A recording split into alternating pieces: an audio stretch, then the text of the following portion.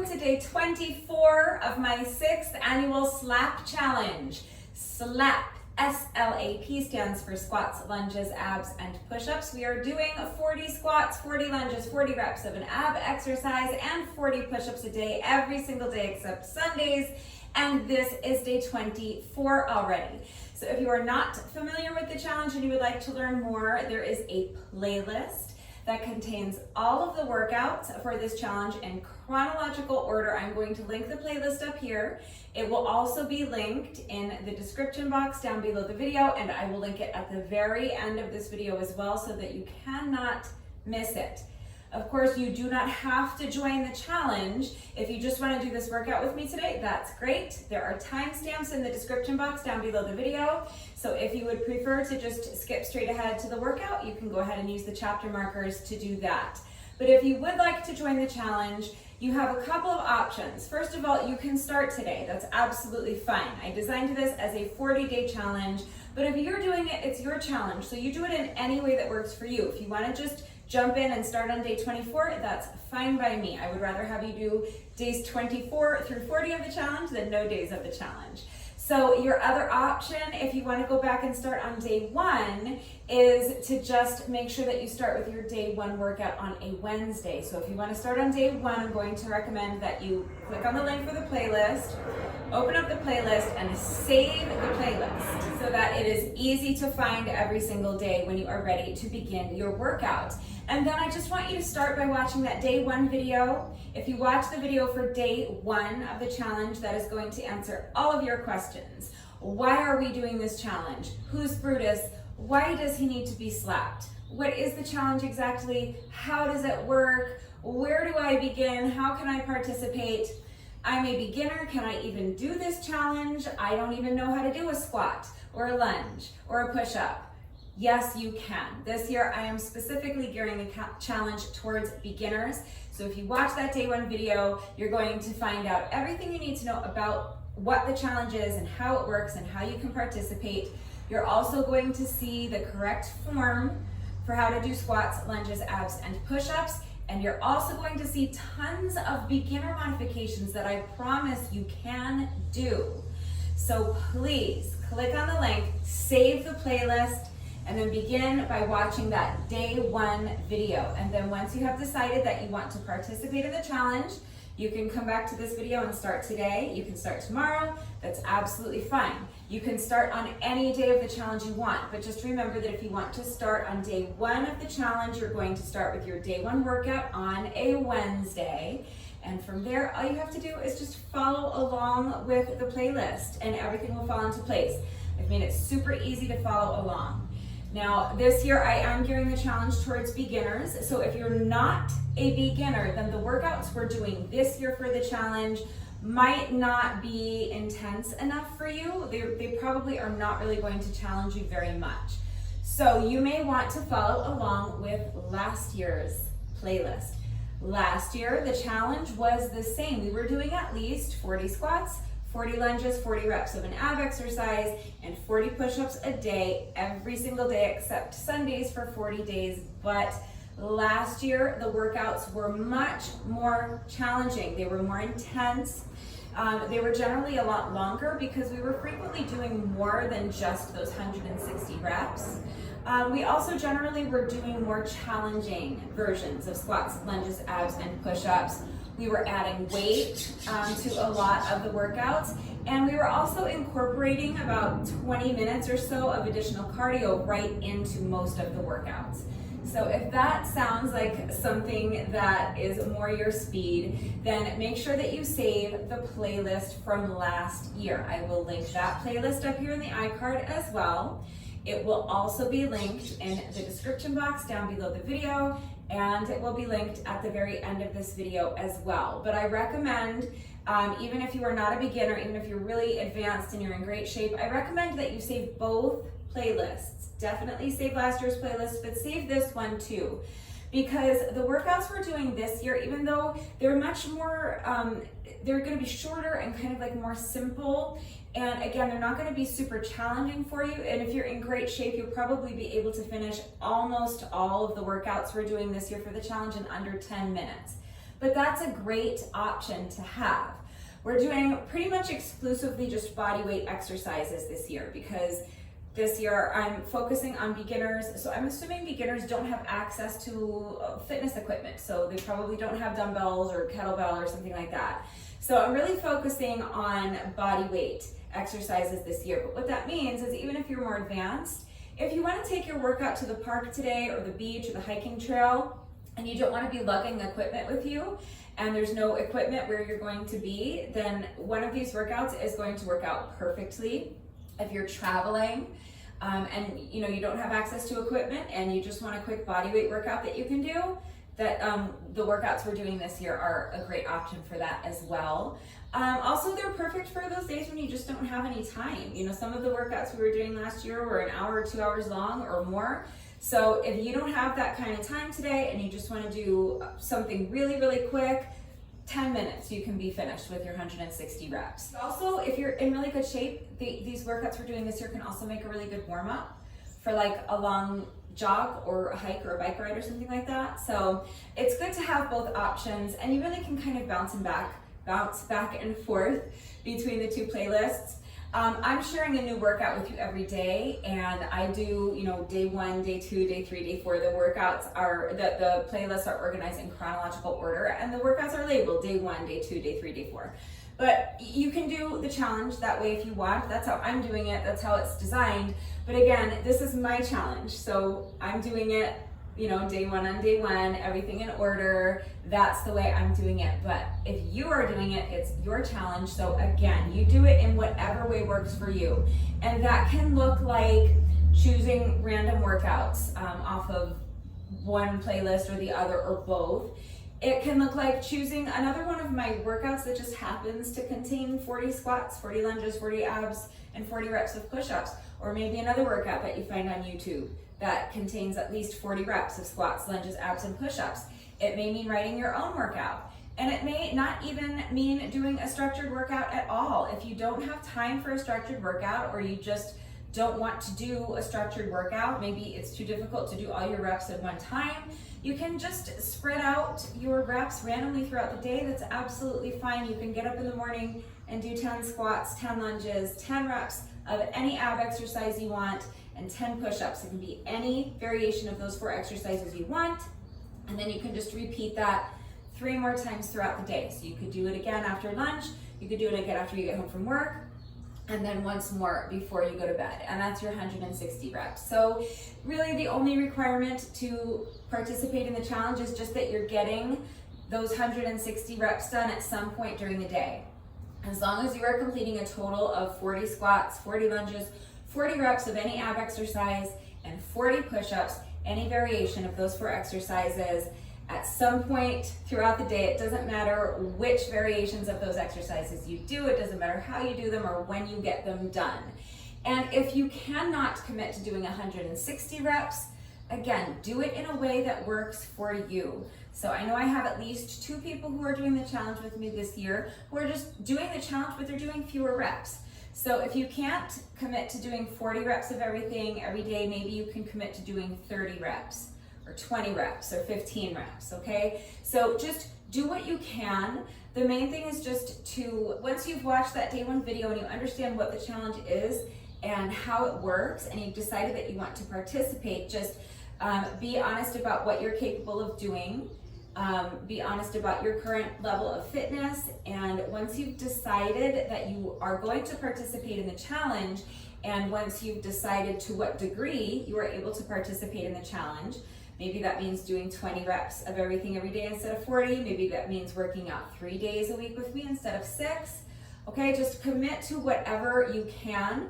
So if you can only commit to participating in the challenge to a lesser degree, then commit to that and then follow through. Do your best. And remember that your best is always good enough. So just let your best be good enough. The important thing is just that you make the commitment to participate. And then once you make that commitment, once you say, I can do this challenge, I'm going to do this challenge, I promise the rest is easy. But I'm always here to help. So after you watch that day 1 video, if you have any questions about what the challenge is and how it works exactly and where you're supposed to start and how you can participate, why we're doing it. If you need any further help with beginner modifications beyond what I already explained and demonstrated in that day one video, or if you just need a little encouragement, a little gentle nudge to help get you started, if you need guidance or if you need help finding motivation, I'm right here to help. So let's begin by going through the exercises that we are doing for today's workout. I have my mat here. If you have an exercise mat or a yoga mat, you're definitely going to want to get that ready. If you don't have a mat, a towel may suffice. If you're working out on a carpeted floor or on grass, you may not need anything at all. But you're going to be more comfortable with something soft beneath you for our ab exercise for sure. And if you do push-ups from your knees, you're definitely going to want something soft beneath your knees. So if you don't own some sort of exercise mat, like at least a yoga mat or maybe one of those thicker exercise mats, I strongly recommend investing in one. They're not expensive. And if you're going to be doing home workouts, I think that's probably like the number one most important, that should be your priority. If you want to invest in one thing for home workouts, make it some sort of exercise mat. Especially because it's also really important that you're stretching every day, whether you're doing the challenge with me or not, whether you're working out or not, you really should be stretching every single day. So it's really useful to have a yoga mat or some kind of exercise mat for that. If you cannot get down onto the ground or the floor, if you can't get down on the mat for your ab exercise or your push-ups, don't worry, we will cover that as soon as I show you what I'm going to be doing. I'm going to be down on my mat. I'm doing these side V-ups today. So I'm going to come down onto my mat and I'm going to lie it down on my side on the mat. I'm going to extend my legs more or less straight. You don't need to actively straighten your legs, like lock out your knees and try to touch the wall with your toes. That's not necessary. You just want them more or less straight. It's fine if there's a soft bend in your knees, either because that's more comfortable for you or just because you lack flexibility and it's difficult for you to straighten your legs all the way. But I'm gonna have my legs straight-ish. And then I'm going to have this bottom arm on the mat in front of me for support. I'm going to take my top arm and extend it over my head, and this is my starting position. And then from here, I'm going to lift my legs straight up towards the ceiling, and at the same time, I'm going to lift my torso up using this bottom arm for support and tap the toes of this inside foot with my hand like this. And then I'm going to reverse the movement and return to my starting position. So it's like your body is coming together like a V, okay? So you're bringing your legs up, at the same time you're bringing your arm up, you're lifting your torso up off the mat and bringing your hand up to tap your toes, okay? So starting down here with my legs straight, my arm extended overhead, I'm gonna come together like a V, lifting my legs at the same time lifting my torso, keeping my legs more or less straight and tapping my toes with this top hand, and then back down, return to my starting position. All right, that's the exercise. It's kind of challenging, so I'm gonna give you some options. I do believe we've done side crunches before. It's very similar. The only difference is that when I do a side crunch, instead of having my legs extended straight, I have my knees bent, and instead of having my arm extended overhead, I have this top arm bent, and I'm placing my hand behind my neck. The bottom arm is still on the mat for support, but it's the same kind of concept. I'm going to keep my legs bent as I lift my knees up, and as I do that, I'm going to crunch and bring my elbow towards that top knee, and then reverse the movement and return to my starting position. So I think that's a bit easier. That might be a more manageable option for you. You could also do something like this. You could come up into an assisted side plank. So you can have your forearm down on the mat for support and your bottom leg on the mat for support. So bend this bottom knee, and then you're going to press your knee into the mat, press your elbow into the mat, lift up your hips, extend this top leg straight, extend your arm overhead, and then you can bend that top knee and crunch, bringing knee to elbow. that might be a little bit easier. I know sometimes for people when they're doing the side crunches or the V-ups, they say it hurts their hip. So if that's the issue, it might help just to have some more protection for your hip. So maybe on top of your mat, you could put a small like throw pillow or like a cushion from like your dining room chair, or like if you have patio furniture that has those little cushions, maybe something like that. Or you could even just fold up your mat once or twice, like double it over once or twice. So if the issue is that it hurts your hip to do either the V-ups or side crunches, you might just need some extra like cushioning for your hips. But if not, yeah, you can try something like this. If you're a super duper beginner, this might still be a little bit too challenging for you, getting yourself up into a side plank. So you could try something kind of similar, something that I call thriller abs. So we are going to start down here on the mat, but I'm going to take my bottom leg and extend it straight, and I'm going to bend my top leg and place this foot flat on the mat right behind the knee of my front leg, okay? And again, I have my forearm down here on the mat for support. So I call these thriller abs because I feel like when I'm in this starting position, I look like Michael Jackson on the cover of the Thriller album. So assume you're Michael Jackson, Thriller pose, and then you're going to extend your top arm up overhead, and then keeping this leg as straight as you can lift this leg straight up, and as you do that, bring the hand over to tap the toes and then reverse the movement. Make sure you're controlling the movement so you're not just dropping your leg down. The movement's under control. If it's too difficult to keep the leg straight, you can bend this bottom knee, bend your top elbow and bring knee to elbow, lift the knee up, and as you do that, crunch towards that leg and bring knee to elbow. Okay, that's another great option. You could also just do Russian twists. The idea is we're working obliques today, so you could always just do something like this, these Russian twists. When I do Russian twists, I like to have my heels elevated up off the mat, but if that's too difficult, you can keep your heels on the mat, and then you're just gonna twist side to side. You're twisting your body thoracically, so your goal is to tap your hands down onto the mat on either side. Twist and tap, twist and tap. But if you can't reach the mat, that's fine. Work to your own level. So if you need to shorten up your range of motion, you can be here, but you're twisting towards the mat. That's what you're going for, okay? If you want to increase the challenge, you can lift your heels up off the mat and do it that way. If you want to add weight, you can hold on to a kettlebell or a dumbbell or a couple of dumbbells if you have access to something like that. Or you could look for household items that will work. You could hold on to a couple of shampoo bottles or water bottles. You could fill them with water or something like uncooked rice or dried beans or powdered laundry detergent or kitty litter or something like that. So there's lots of different ways to increase and decrease the difficulty of your Russian twists. I do think Russian twists are going to be manageable for everyone that I can think of who's doing the challenge. But if not, you have standing options as well. So that might be more manageable for you. So we are going to be doing sets of 20. If you're doing something where you're on one side like this, you're going to stay on the same side for the entire set of 20. Next, we're going to move on to a little combo that's going to cover our squats, lunges, and push-ups. And after we've completed that, we're going to finish up our final 20 reps of abs. So we'll switch sides after our combo.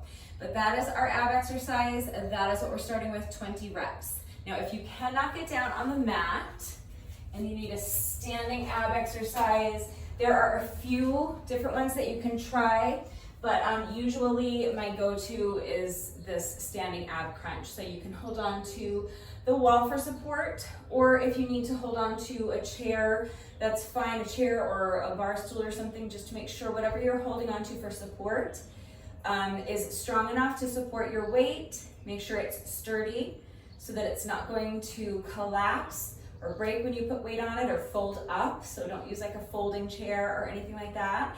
And make sure that it's stable. meaning that it cannot slide from underneath you. So if you want to use a chair or a bar stool, that's great. I recommend placing your chair on an exercise mat or a yoga mat so that it will stay put and it's not going to slide from underneath you and cause you to fall when you put weight on it. But the wall works as well. Your kitchen counter will work, your dining room table will work, maybe the arm of your couch. All right, so just hold onto something for support, and then with this outside leg, you can extend the leg out to the side, place the toes on the ground. Take your other arm, your free arm, bend the elbow, place your hand behind your head, and then you're going to lift this leg, that leg that's farthest from the wall or from the chair, whatever you're holding on to. Lift this leg that's extended out to the side, bend the knee, and as you do that, you're going to crunch and bring knee to elbow. Touching elbow to knee if you can, but if you can't get here, that's fine. Shorten up your range of motion. If you can only get this far, then this is where you are. Be where you are, okay? Just work to your own level, but what you're trying to do is get your elbow to your knee and actually touch them. So you just want to make sure you're feeling that crunch in your obliques. Okay, you could also do love bends. We've gone over that before. If you need any help with those or if you want to see those, please just let me know, but that includes weight. So if you're a beginner and you're wanting a standing abs option, then this is actually really pretty perfect today because we're working the same muscles, generally speaking, as what I'm doing down here on the mat. So I think that between the modifications I showed you on the mat and this standing modification, I think everyone should be good with abs. So if you need to see any other modifications, any other beginner modifications for abs, just let me know. But I think that's gonna be doable for everyone. So let's go ahead and move on to our squats, lunges, and push-ups combo. So for your squats, remember we start by tucking our shoulder blades into our back pockets. So shoulder blades into the back pockets. That means your shoulders are back and down. It means your chest is lifted nice and high. The next thing you're gonna do is really tighten up your abs. So you're going to imagine that someone's about to punch you in the stomach. You're bracing for impact. And then before you squat, you don't want to think of your squat as going straight down. If you do that, your knees are going to tend to end up over your toes. That's really not the movement. So first we hinge, then we squat. So your shoulders are back and down, your chest is lifted high, your abs are tight. The next thing you want to think about is hinging at the hips. Because when I do that, look what happens. Instead of my knees being out here over my toes, my knees are now back more over my heels. All of my weight is in my heels and I can actually pick up my toes. This is also helping me to keep my back nice and flat. You want to make sure you're not rounding your back. So the two things that are going to help you keep from rounding your back is number one, rolling your shoulder blades back and down, keeping your chest lifted high, and number two, hinging at the hips, pushing that booty back. So if you imagine that you are trying to touch the wall behind you with your booty, like really try to do that. And at the same time, imagine that you're trying to touch the wall in front of you with your spine, or with your chest rather. If you do that, that's going to help keep your spine nice and elongated. Your back is going to stay flat, the weight is going to stay in your heels, and that's what we want. And it's from this position that you can sink down into your squat, okay? Try to see if you can get your thighs parallel to the ground. If you can't, that's fine. Your objective is flat back, weight in the heels. That's just all, that has to be your mantra when you do squats, okay? Flat back, weight in the heels. So your goal is to see if you can get your thighs parallel to the ground, but you may not reach that goal today. You may not reach it tomorrow. You may not even reach it by the end of the challenge. So you're working towards that, but not at the expense of your objective, which is maintaining a flat back and keeping your weight in your heels. Form is first and foremost. Work to your own level, okay? So if your range of motion is here, then this is your squat, and that's fine. But just know that what you're working for is to try to at least see if you can get your thighs parallel to the ground. Just please work to your own level. Be smart, be safe, listen to your body. It's really important that you're not pushing your body into doing anything it's not ready to do. But once you have sunk as deep into that squat as you're going to, you're now going to press your heels into the ground and visualize pushing the ground away from you to stand. That's really going to help you activate all of the muscles in your feet, your legs, your quads, your glutes. Of course, your core is already nice and strong and engaged. So visualize actually trying to press the ground away from you and really engage all of those muscles in your feet and your legs and your glutes to stand. And that's it, that's our air squat. Okay, so tuck the shoulder blades into the back pockets. Shoulders are back and down, chest is lifted high. Tighten up your abs. And now we're gonna hinge at the hips. So push the booty back like you're trying to touch the wall behind you with your booty. At the same time, you're remembering to keep that chest lifted nice and high, elongating that spine by visualizing, trying to touch the wall in front of you with your chest. Then you're gonna sink down into your squat, keeping your back flat, keeping the weight in your heels. Press the heels into the ground to stand, really pushing the ground away from you, activating all of those muscles in your feet, your legs, your quads, especially your glutes. Straightening the legs and stand. Return to your starting position. Shoulders back and down, chest high, abs tight. Push the booty back, back flat, weight in the heels as you sit down into that squat. Press the ground away to stand. All right, so that's just a basic air squat. And that's essentially what I'm going to be doing. But I'm going to be starting with my feet together. So I'm moving towards one side of my workout space. We're going to be traveling back and forth with this little combo. So I'm going to start towards one side of my workout space with my feet together. And as I sink down into my squat, I'm going to step to the side. Okay, so feet together, tuck the shoulder blades into the back pocket, chest is lifted high, tighten up the abs.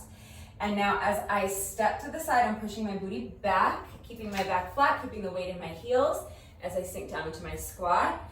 And then I'm going to press the ground away, shifting my weight towards this foot, picking up the other foot and stepping it in, stepping the feet back together. So I'm returning to my starting position, but I've taken a step this way.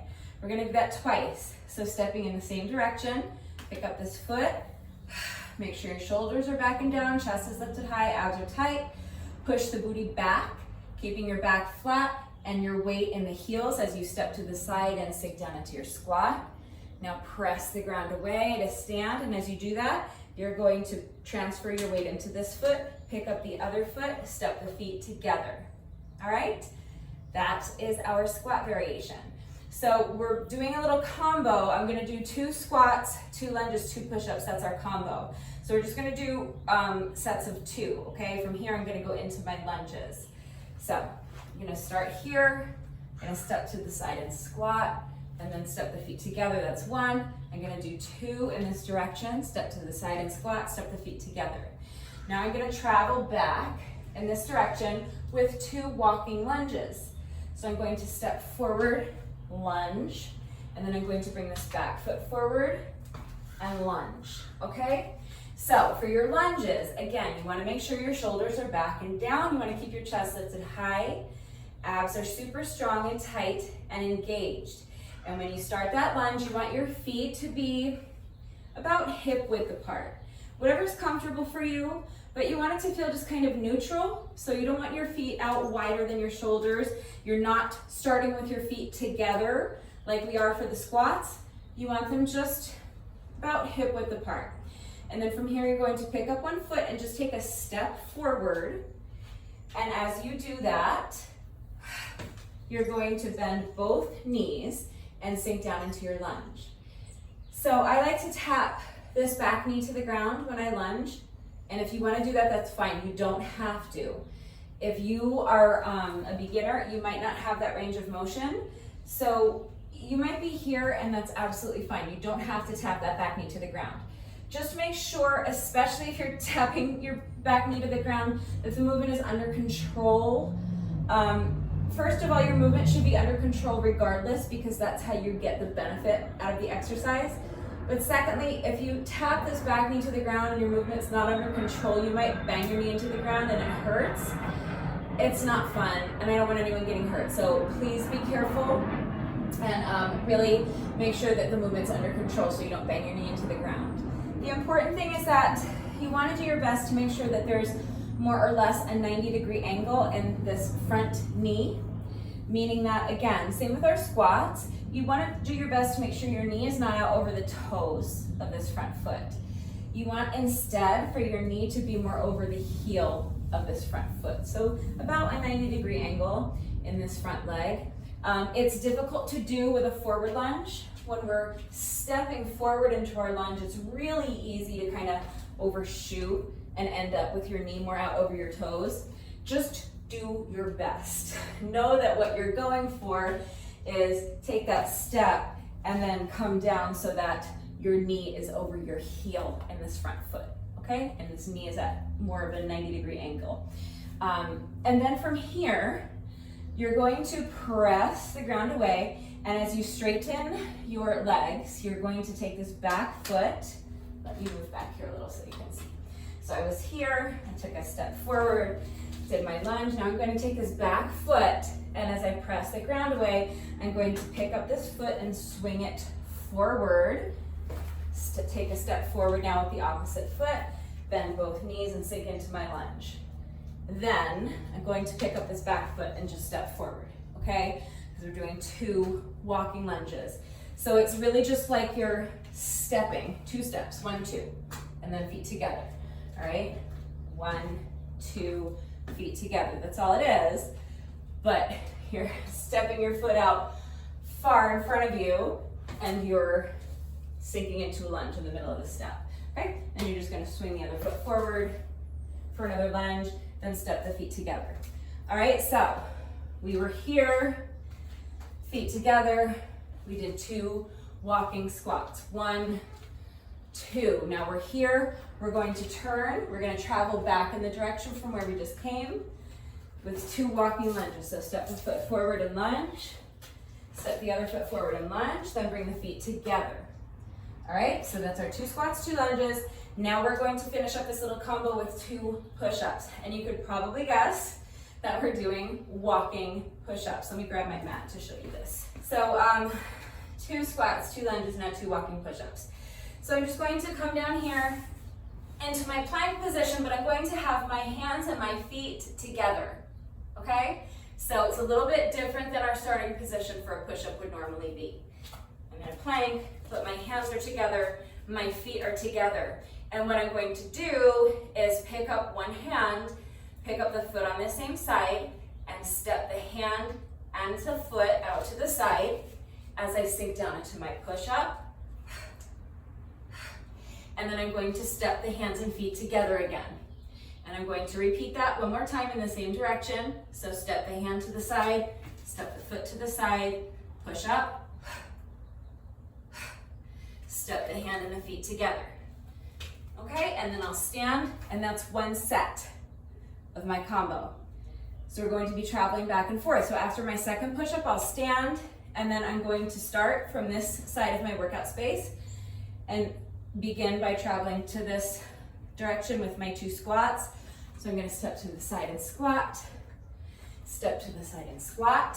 Now my 2 lunges.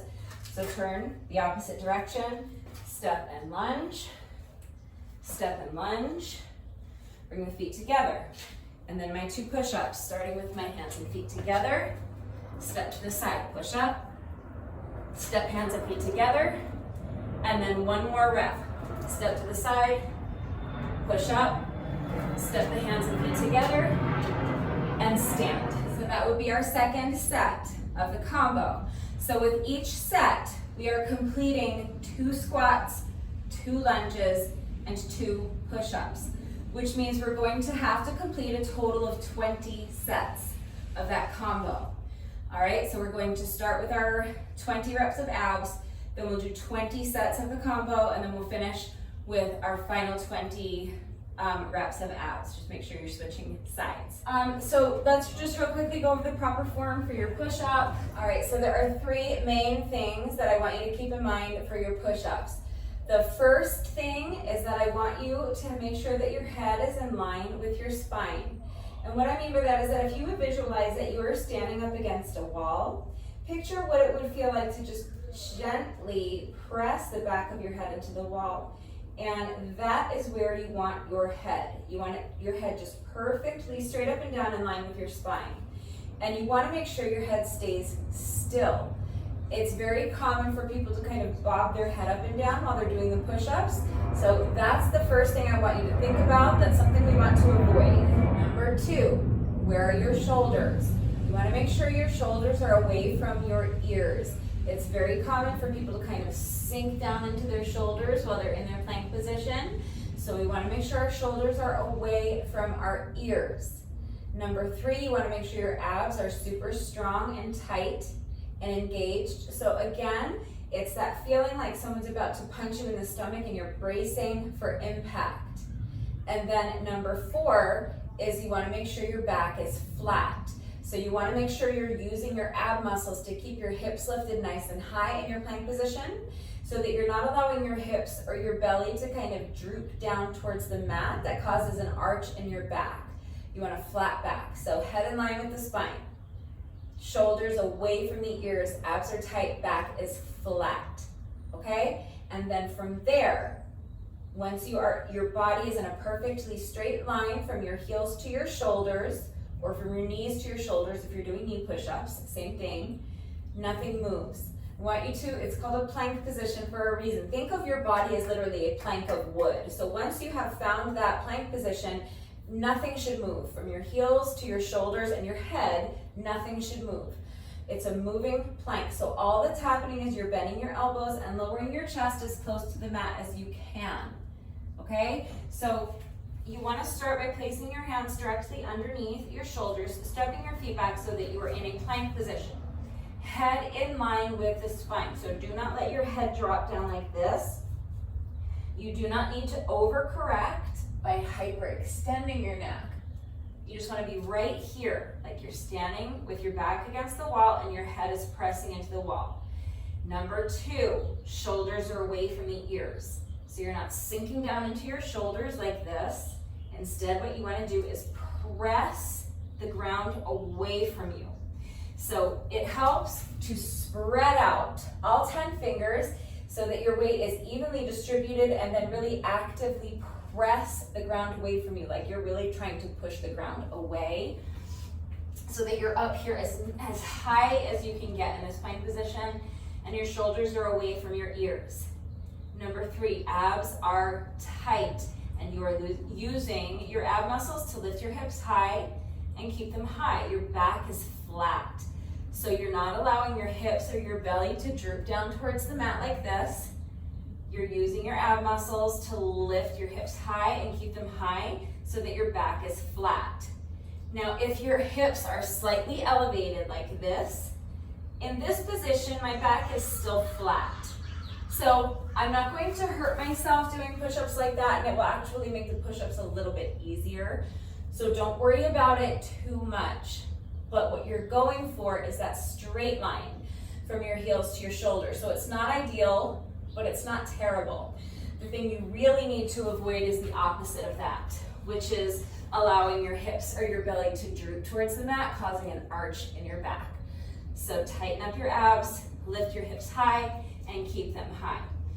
And from this position, once you have found that perfect plank position, your body's in one straight line from your heels to your shoulders, nothing moves.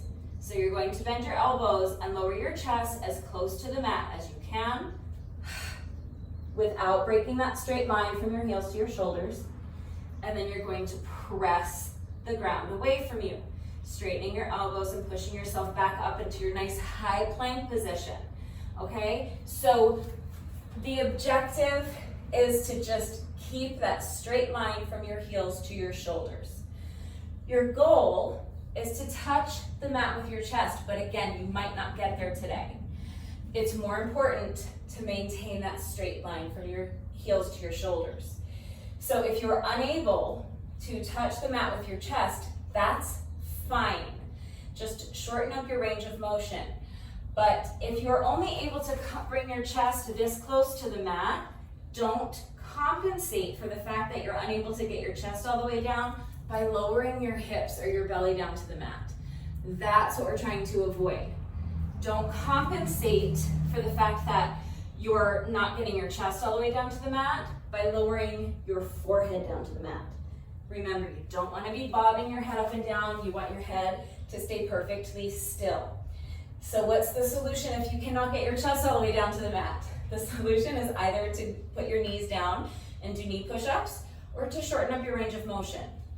So remember, your number one objective is to keep your body in one straight line from your heels to your shoulders. So if you can only come down this far, then you're going to just stop here and then press the ground away from you and push yourself back up.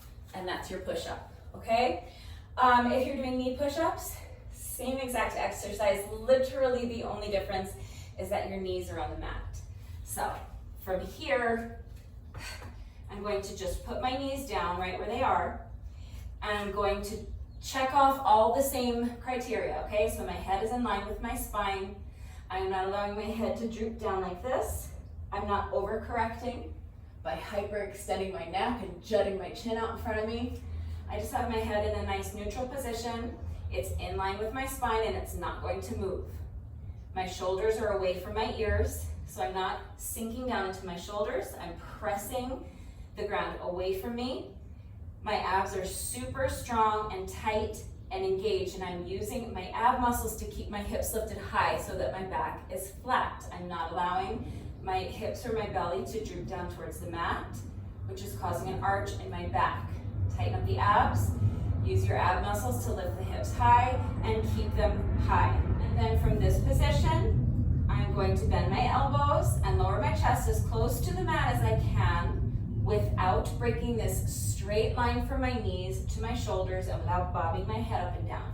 So head stays still. Bend the elbows, lower your chest as close to the mat as you can, and then press the ground away from you and push yourself back up. So if you cannot get your chest all the way down to the mat, make sure you're not compensating by lowering your forehead to the mat. Make sure you're not compensating by lowering your hips or your belly down to the mat. The solution is to simply shorten up your range of motion. Your objective is to maintain this straight line from your heels to your shoulders. So if you can only get your chest down this close to the mat, that's fine. You're going to stop here, and then you're going to press the mat away from you, push yourself back up, and return to your starting position. Just remember, straight line from either your knees to your shoulders if you're doing knee push-ups, or from your ankles or your heels to your shoulders if you're doing push-ups from your toes, okay? Now, if you're doing knee push-ups, then you're not going to be able to step side to side, so you can just do the step with your hands. Keep your knees on the mat right where they are. Start with your hands together, so like right underneath your chest, and then you can pick up one hand and step it out to the side and do your push-up like this. Then step that hand back in, then take a step to the other side, do your push-up, step the hand back in, okay? So you're not gonna be traveling, you're not gonna be stepping from one side to the other, but you can just step your hand out to one side and then step the other hand out to the other side and back in. All right, so if you need a standing push-up option, if you cannot get down onto the mat, first of all, let me say that if you have the upper body strength and the core strength to do knee push-ups, but the reason you can't do knee push-ups is because it's too hard on your knees, remember, you can always double your mat over a couple of times, or grab a towel, like fold it up so it's nice and thick, or a cushion off of, like if you have patio furniture that has cushions on it, seat cushions, or a seat cushion from your dining room chair. I have those little cushions on my dining room chair. I know most people hate them, but I like them. Another thing is, like they sell them at Dollar Tree, I see them all the time, those little pads that you kneel on to do like gardening. Something like that might work, or like a throw pillow. So just remember that if it's your knees that are the issue, just see about like finding something to protect your knees a little more, and that might make the push-up comfortable enough that you're able to do it, because if you have the upper body strength to do it, then you should do it. But if you just cannot get down onto the mat, if that's not an option, remember that you have standing push-up variations that you can do as well. You can do the push-ups with your hands elevated on the arm of your couch or your dining room table, or your kitchen counter. You can even do wall push-ups, standing almost perfectly upright with your hands on the wall, okay? So if you need to see any of those modifications, please ask. I am more than happy to prove to you that you can do push-ups. So if you need a standing push-up variation, that's fine. That's very easy to do. So just make sure whatever you're leaning on with your hands is strong enough to support your body weight, sturdy enough that it will not break or collapse or fold up on you when you put weight on it, and stable so that it cannot slide from underneath you. As long as whatever you're using for your elevated surface meets those three criteria and it can be used safely, then any number of elevated surfaces will work. So if you can't get down onto the mat, you're just going to do push-ups off of the arm of your couch or your dining room table or your kitchen counter or the wall, okay? But that's our combo. So 2 squats, 2 lunges, and 2 push-ups. All right, so that's it. That is all for exercises. Now here's the format. I already kind of explained it, but I'll explain it right now anyway, just so that it's really clear. So we are starting with abs. We're going to do 20 reps of abs. I'm doing side V-ups, so I'm going to stay on one side for all 20 reps. Just remember which side you're working, because you're going to have to work the other side later, okay? So 20 reps of V-ups all on the same side. Then we are going to tackle our combo. For the combo, I am doing 2 walking lunges to the same direction. Then I'm doing 2 walking squats to the same direction. Then I'm going to turn around. I'm going to do 2 walking lunges towards the opposite direction. And then I'm going to do 2 walking push-ups. That's one set. So I'm going to complete 20 sets of my combo. And then I will be all finished with my squats, my lunges, and my push-ups. And all we will have left to do is finish up with our final 20 reps of abs. So I'll come back down onto the mat and I'll do 20 V-ups, side V-ups on the other side. And that's it. That's my 160 reps. Hopefully that is all clear. Please remember that I always take the time to type out the instructions in the description box down below the video. And of course, I'm going to do the entire workout right along with you. So watch me do it, read the instructions. But then of course, as always, if anything is unclear with the format and how everything fits together, or if the format is not working for you and you need help kind of making adjustments and modifying it to suit your fitness level or your time constraints, just ask, okay? If you have any questions about the specific exercises that we are doing today, if you have any doubts about how to do any of these exercises with the correct form, or if you need any further help with beginner modifications, I'm always here to help, so please just ask. It's really important that you understand how to do the exercises with the proper form before you begin the workout, so that you reduce your risk of injury and just so that you make sure you're getting the maximum benefit out of each exercise.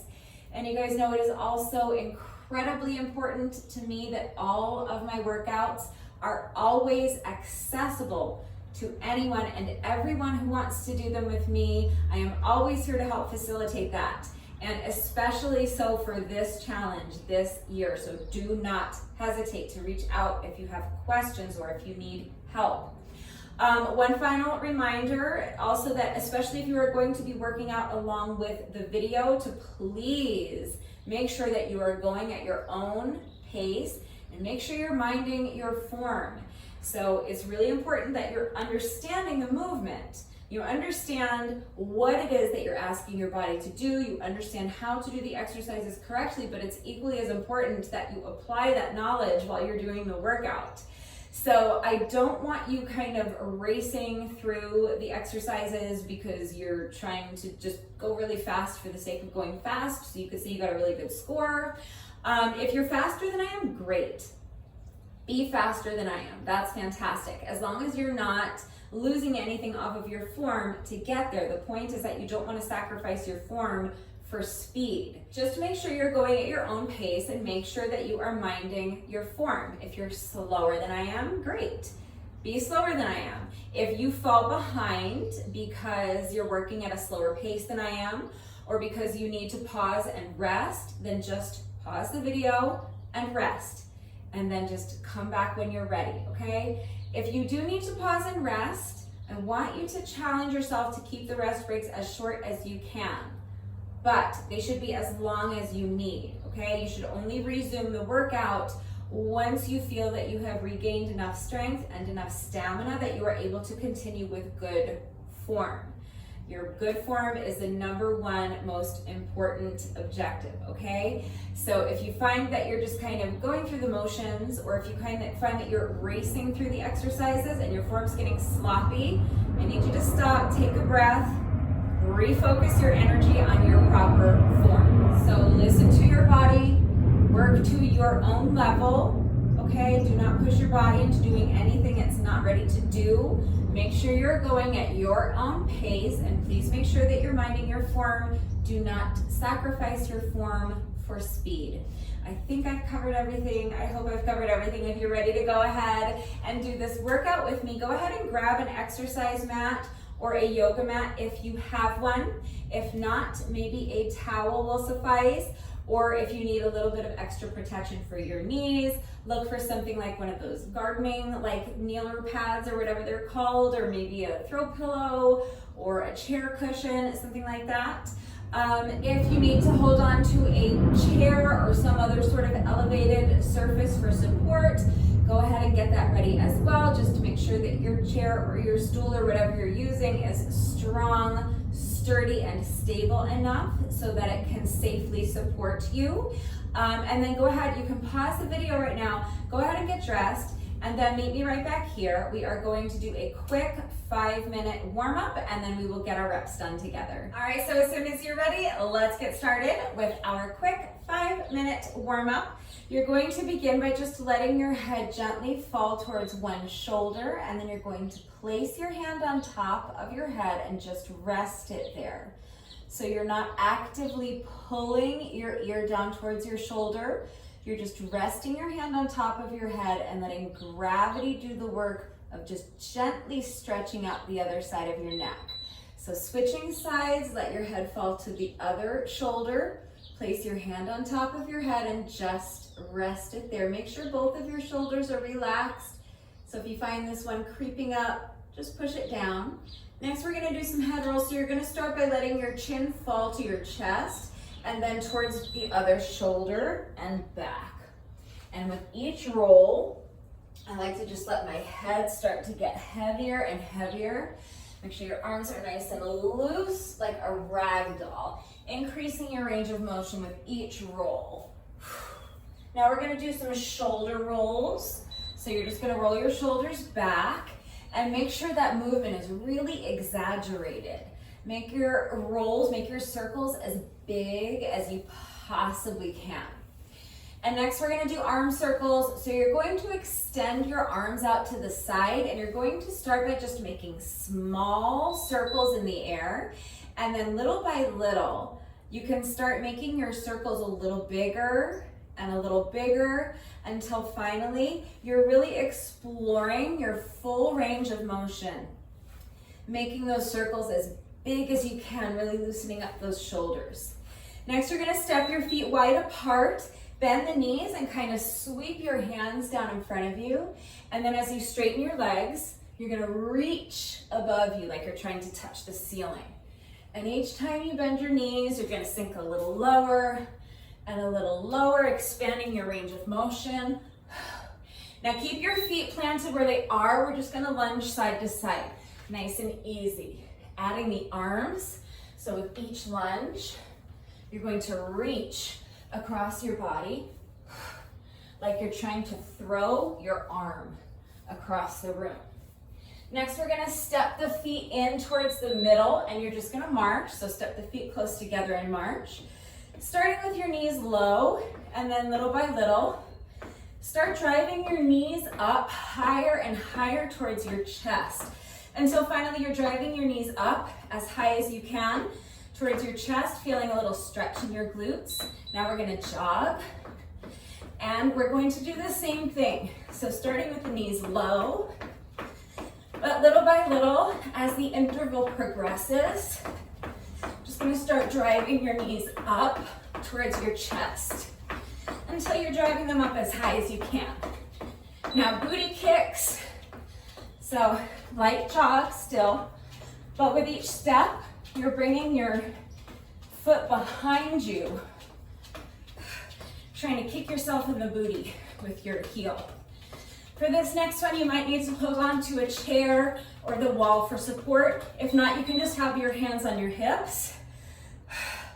Transfer your weight to one foot, and then you're just going to pick up the other foot and swing the leg forwards and back. So swing it out in front of you, swing it behind you. We're gonna switch sides. So now you put this foot down, transfer your weight, pick up the other foot, and start swinging the leg front and back. You can start low, and then as the interval progresses, you can start to increase your range of motion. Now this foot that's swinging, we're gonna place it down on the floor or the ground in front of you, and just make a semicircle, bringing that foot around and behind you. And with each semicircle, I'm lifting my leg a little higher, and then finally I like to just drive this knee up in front of me, kind of guide it around with my hand. Now repeat that on the other side, so extend the foot out in front of you, bring the foot around and behind you, making a little semicircle. Lifting that leg higher and higher, and then finally driving the knee up in front of you, guiding that leg around with your hand. Okay, last is our hamstring stretch. So you can use your chair for this as well, or the wall, but we're hinging at the hips. Feet are wider than shoulder width apart, and you're keeping your legs more or less straight. And the reason I say to use the wall or a chair is because it makes it a lot easier and a lot more comfortable to get into this stretch and still keep your back flat. So it's okay in this stretch if your back is rounded. You're not gonna hurt yourself, but if you keep your back flat, it's really going to help you to isolate those hamstrings. It's going to intensify that stretch in your hamstrings. It's gonna be more effective. We're only down here for a few seconds, so keeping your back flat is really going to help make this quick hamstring stretch more effective. So just gonna be a lot easier to do that and a lot more comfortable if you use a chair or the wall to support you. And I know my warm up is always closer to like 5.5 minutes because I like to spend a little bit of extra time in that hamstring stretch. But that's it. That's our quick little warm up. So now let's go ahead and get our reps done. All right, so we are starting with abs. Today I'm going to be down on my mat doing those side V-ups. You can do any ab exercise you want, 20 reps. So as soon as you're ready, here we go. I am starting my timer in 3, 2, 1, and go. So coming down onto the mat, legs extended straight, bottom arm on the mat for support, top arm is extended overhead, and I'm going to lift my legs, keeping them more or less straight, and then sit up and tap the toes with my hands. So what is that? 5, 6, 7, we're going to 20, so do your best.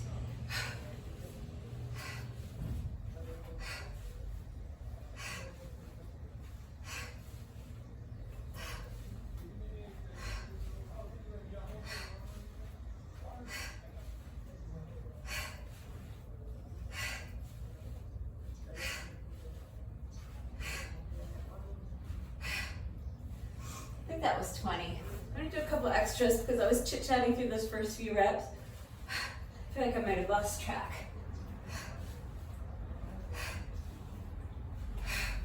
All right, that's at least 20. So that's it. We're finished with V-ups on that side. We're going to do the other side after we complete 20 sets of our combo. So for the combo, 2 squats, 2 lunges, 2 push-ups, times 20 sets. So you're going to start towards one side of your workout space. We're starting with 2 squats, moving in the same direction.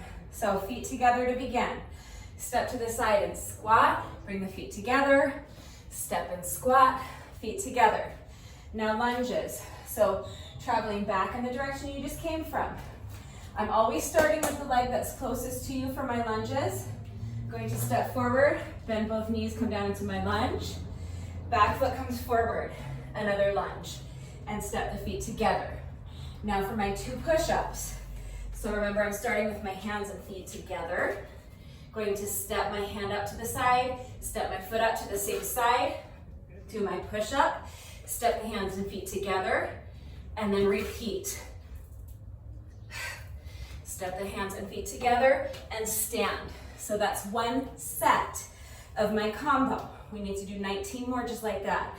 So now starting on this side of my workout space, I'm gonna travel this direction first with my squats. So step to the side and squat, step to the side and squat. Turn and face the direction you just came. The leg that's closest to you is going to step forward first.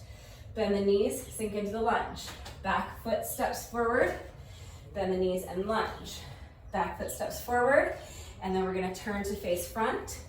Come down into a plank position with hands and feet together. Step to the side for the push-up. Step the hands and feet back together. That's 2.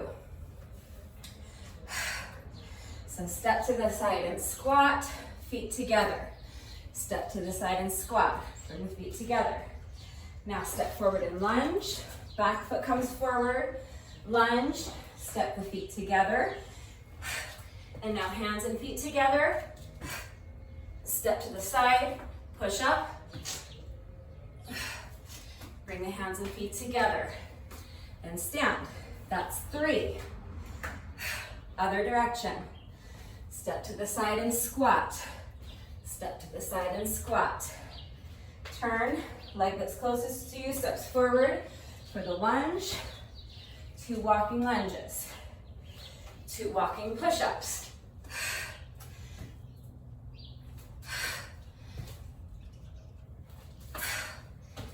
That's 4. So we're always traveling back and forth. So I'm gonna zip it. We have to do 16 more. Just do your best.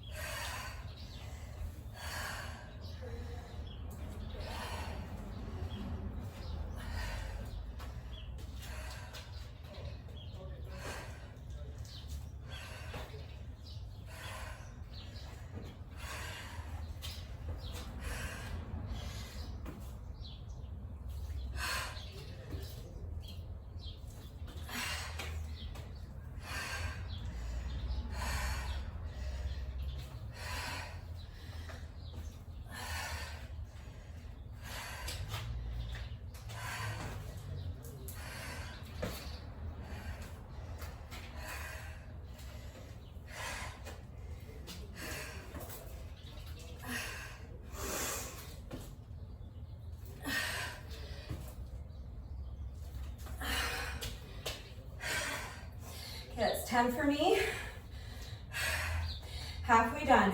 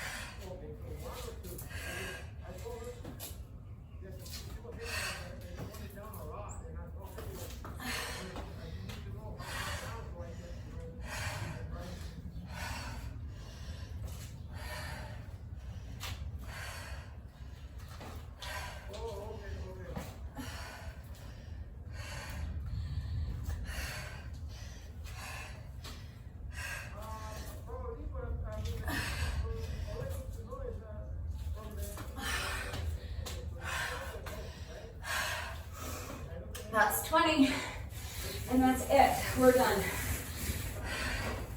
Done with squats, done with lunges, done with push-ups, halfway done with abs. Let's finish up with our final 20 reps of abs. Make sure you're switching sides. V-ups, 20 reps. So lifting the legs and sitting up to tap that toes on that top foot with your fingers of your top arm. 20 reps, do your best.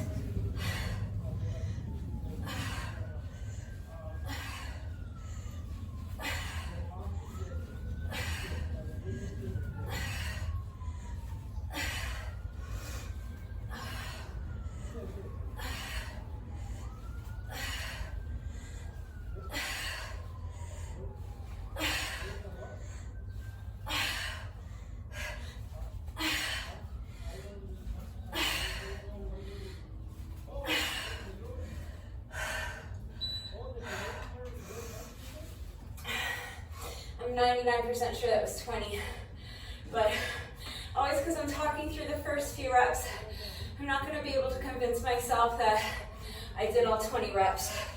So I need to scratch that itch in my brain. Just going to do a few more just to make sure.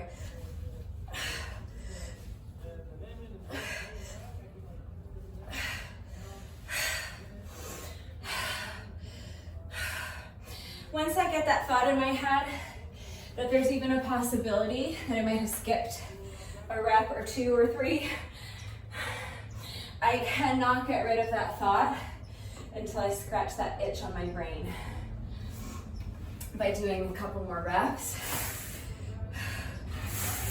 I would rather know that there's a possibility that I may have done a few extra reps than to spend the rest of the day wondering if I didn't do enough reps.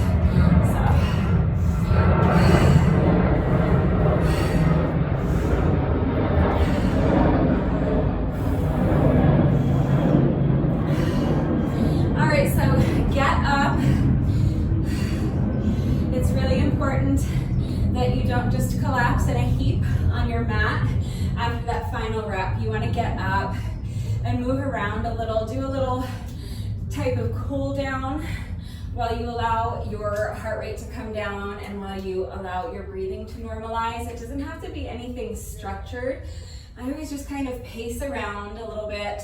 The point is just that you want to keep moving, keep the circulation going while you allow your breathing to normalize and while you let your heart rate come down a little bit. So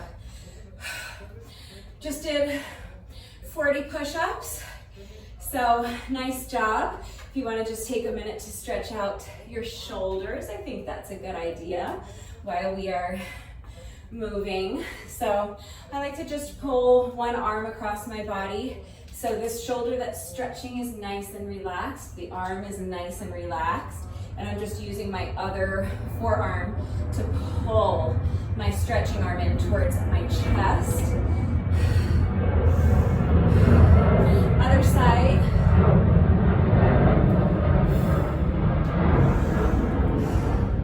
So again, the arm that's stretching is nice and relaxed. The arm that's bent is the only one working. Just pulling my straight arm in towards my chest, feeling this stretch in my shoulder. For me, a couple extra seconds on this shoulder because this one's the one that's giving me problems. This one's super tight.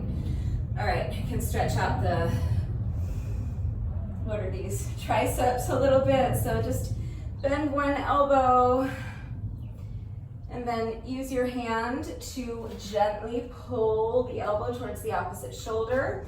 Make sure this hand, your free hand, is not hanging out up here somewhere. Make sure it's, the arm is relaxed and this hand is pointing down towards the floor or the ground.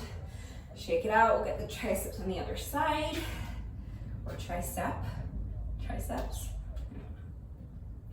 These are things I should know. I don't know.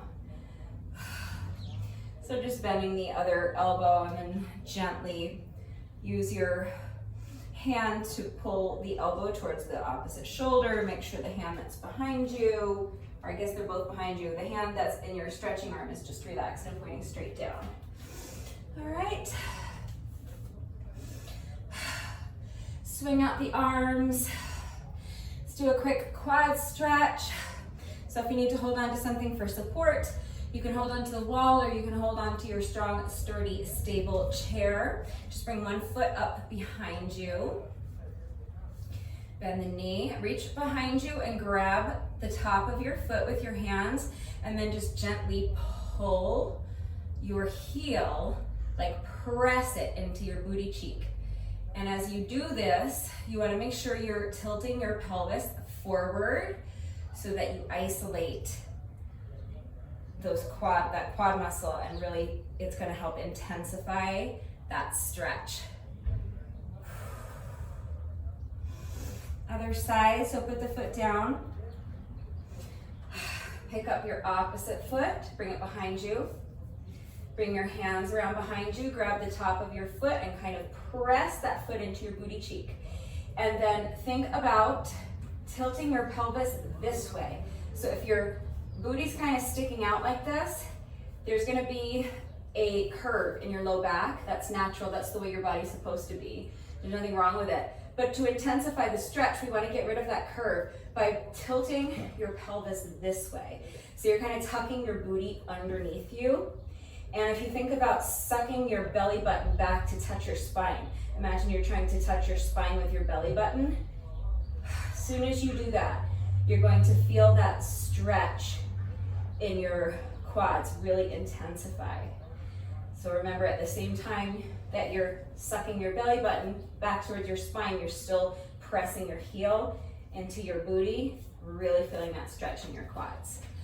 All right, so shake it out, shake out the arms a little, shake out the legs. We have completed our 40 squats, 40 lunges, 40 reps of abs, and 40 push-ups for the day, and hopefully by now your breathing has normalized. Your heart rate is back down. If you need a couple more minutes to cool down, pause the video, just keep pacing around a little bit. You can do a little bit more light stretching. And then when you're ready for your bonus burpee, come back. We have just 1 rep left to go. No workout of mine is ever complete until we have done our bonus burpee. So let me walk you through how to do a beginner bonus burpee. I always include a push-up with my bonus burpee. You do not have to include a push-up. If you don't want to do any more push-ups, you can eliminate the push-up. There are a million different burpee variations. Many of them contain a push-up, many of them do not. So if you don't want to do a push-up, you can choose any burpee variation that does not include a push-up. The push-up is not mandatory, but the burpee itself is mandatory. You must do a bonus burpee. So it can be any burpee variation you want. I'm going to walk you through how to do a beginner bonus burpee, and I am going to include a push-up, but if you don't want to do a push-up, just exclude the push-up, okay? Just skip it. But you're going to start by standing towards the middle of your mat.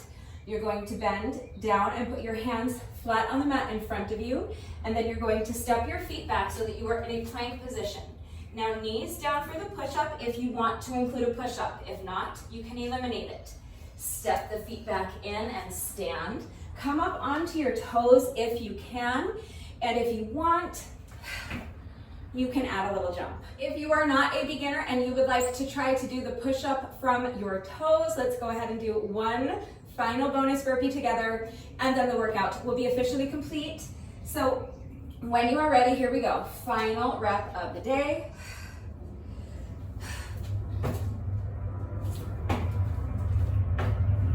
All right, with that, the workout is now officially complete. That took me a total of 12 minutes and 17 seconds. I wanted to finish in closer to 10 minutes, but I think I could have done it a bit faster if I wasn't talking you through the first 4 sets of the combo. I still wouldn't have met my goal of finishing in 10 minutes, but next time I do this workout, I will set a goal again of 10 minutes and I'll see how close I can get. So our reps are done, our bonus burpee is done. That means the workout is officially complete, and now it's really important that you're taking a good 15 or 20 minutes to stretch. More if you can, but at least 15 or 20 minutes. Right now, immediately after the workout is going to be the best time to get your stretching done. This is going to be the most effective and the most efficient time to do your stretching. But if you do not have time now, that's fine. You can do your stretching later in the day, just to make sure you get it done. You are not allowed to skip your stretching. It's really important. It's going to help you to alleviate muscle soreness. It's going to help you to prevent future injuries. It'll really go a long way towards helping to reduce your risk of injuries. later on in the challenge, because you are training your muscles to be more pliable and more flexible. It's going to mean an increased range of motion, and it's going to mean that you're less susceptible to pulling or straining a muscle during a future workout. And it's going to just increase your flexibility and your mobility, which is important in and of itself. So make sure that you are getting your stretching done at some point during the day. If you put off your stretching until later in the day, that's fine. Just remember that your muscles will have gotten cold again, so you are going to need to take a few minutes to warm them back up before you jump into your stretching routine. The same way we take 5 minutes to warm up our muscles before starting the workout, it's equally as important that you warm up your muscles before you begin your stretching routine. So that's why if you do your stretching now, you don't have to do a warm up because your muscles are already nice and warm from the workout. It's just going to reduce your risk of injury during your stretching routine. It's going to make it less likely that you overstretch or pull or strain a muscle while you're stretching. So you can wait until later. Just remember that you'll have to warm your muscles back up before you begin your stretching routine. If you're a beginner and you don't know how to stretch and you need a stretching routine, there is a specific stretching routine that I do every day. If you want that link, just ask me. I'm happy to share it. But honestly, you really can just go on YouTube and search for beginner stretching routine. Or if you're really inflexible, your muscles are super tight and you need something that's geared towards inflexible people, you can do a search for stretching routine for inflexible people, and there's going to be tons of great options. So just pick one that looks good to you. It doesn't matter what you do for your stretching routine, just as long as you stretch, okay? Before I stretch, I'm going to be adding on 20 minutes of moderate paced cardio with my jump rope. That is why I'm holding Victoria.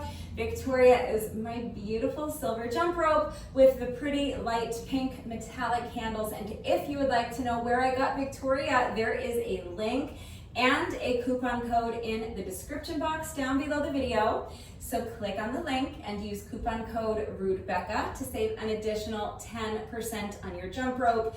I'm going to reset my timer for 40 rounds of 10-second rest intervals and 20-second work intervals. That's 20 minutes.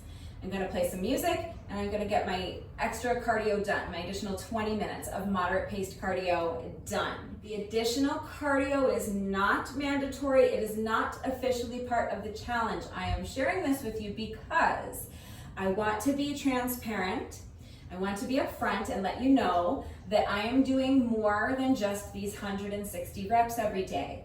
I am relying on our 40 squats, 40 lunges, 40 reps of abs, and 40 push-ups solely for my strength training. That's the only strength training I'm doing.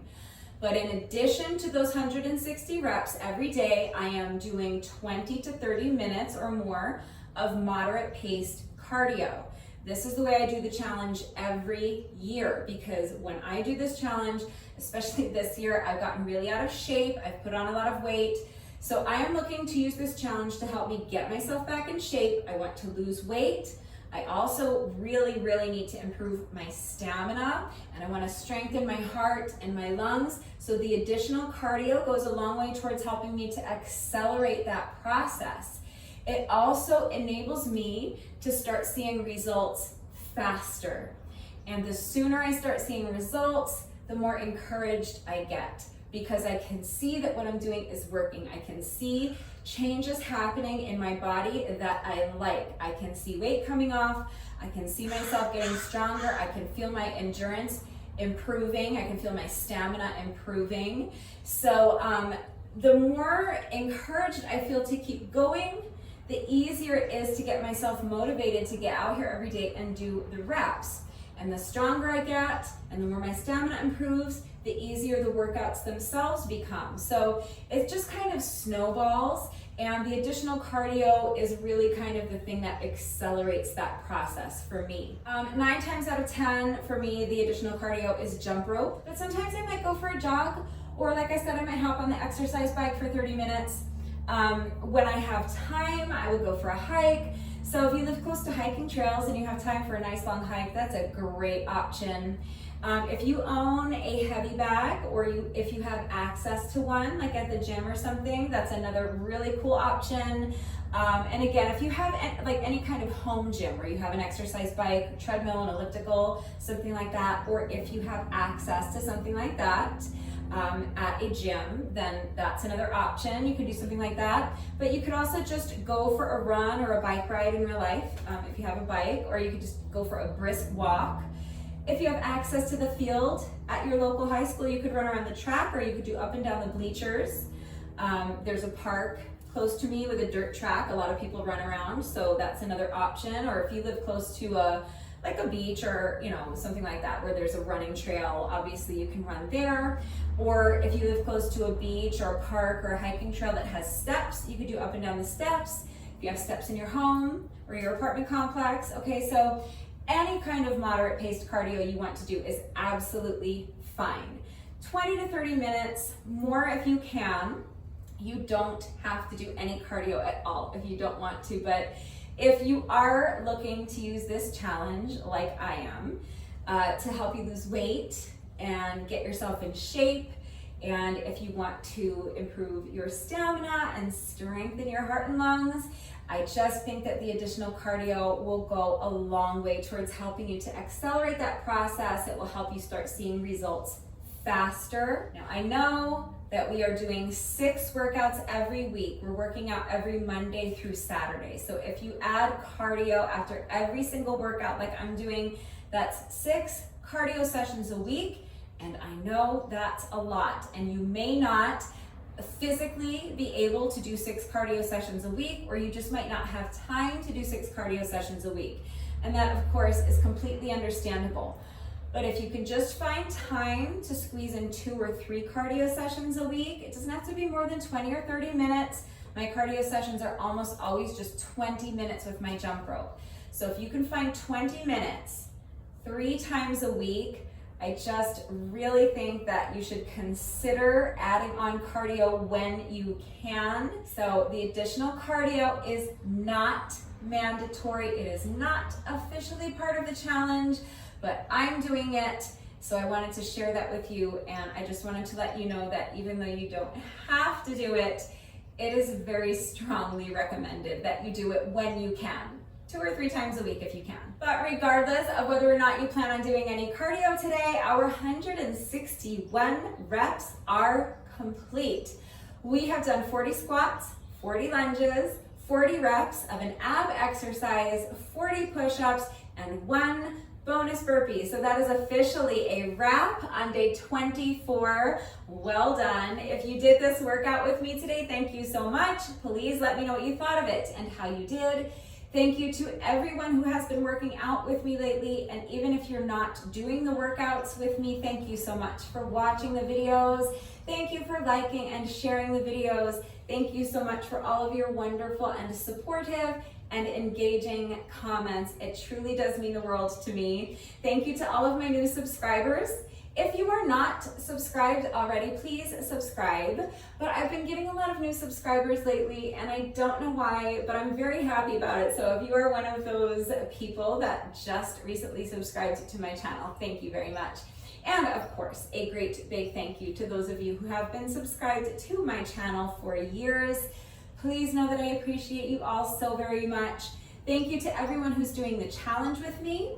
I don't think. This year, this is the most people I've ever had join me for the challenge. So thank you so much. You guys are amazing. And every week, I have had more people joining the challenge, which is so exciting. So you guys, please remember that it's not too late to join the challenge. It is never too late to join. You can hop in right now. Just jump in and start on day 24. That's fine. If you do want to go back to the beginning and start the challenge on day 1, that is also just amazing. So remember to save the playlist, watch the video for day 1, and then when you're ready to begin the challenge, if you want to start on day 1, just make sure that you're starting with that day 1 workout on a Wednesday. As long as you start with your day 1 workout on a Wednesday, All you have to do is follow along with the playlist and everything will fall into place for you. And remember also that I am right here doing the challenge right along with you. I'm working out with you every single day, but I'm also here to help. So I'm here to answer questions.